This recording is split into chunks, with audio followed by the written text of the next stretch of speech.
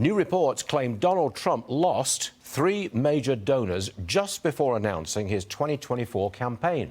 Nick Adams joins me now. Nick is the founder of the Liberty and American Greatness Foundation. Nick, welcome back. Stuart, great to be here. You're the guy with the accent. OK, we'll get into that later. Trump's lost these 3 donors. No Republican officials, elected officials, were at his speech the other night. You think he can win? He's going to win the nomination handily, Stuart, and then he's going to go on and win the general election. That's my prediction. That's what I'm here to tell you. There is nobody like Donald Trump in the Republican Party. There is nobody like Donald Trump on the Conservative side. No one can pose the challenge to the system that so deeply has to continue to happen, that what we had for the first 4 years, no one can do that except him.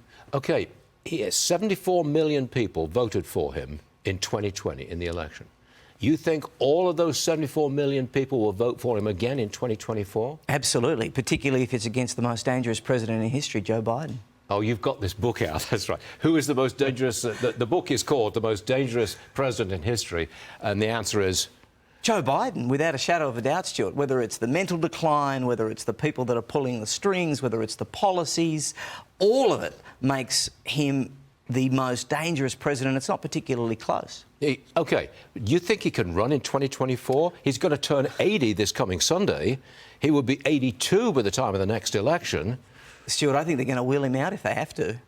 Why? I believe the Democrats are going to stick with him. You don't think there's any other talent in the Democrat Party? Well, look, I think that they believe that he's a safe pair of hands. I think they feel that he kind of abates any of the concerns about extreme, because the media have been running this protection racket for Joe Biden. That's true. For almost 50 years. And an attack system against Donald Trump. That's for absolutely. Sure, guaranteed. Yeah. You know? Maybe I misjudged his speech the other night when he declared for the presidency, because he did not look back. He didn't look back to 2020 and try to rehash that election. His supporters don't want him to do that, I don't think. They don't want to sort that out. They want his policies, but not necessarily him. Stuart, I thought his announcement speech was spot on.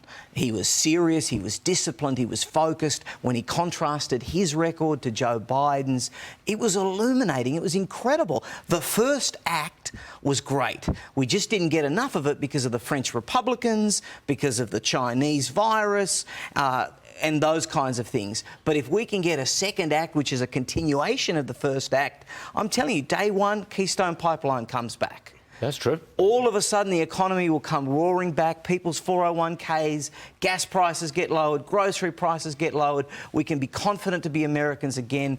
The woke stuff will start to go away again. That's what we need, Stuart. OK. Great accent, by the way. Thank you. I've been practicing it for a while. I know you have. Just for you. Just for me, thank you. Nick, thanks a lot, man. It's always a pleasure.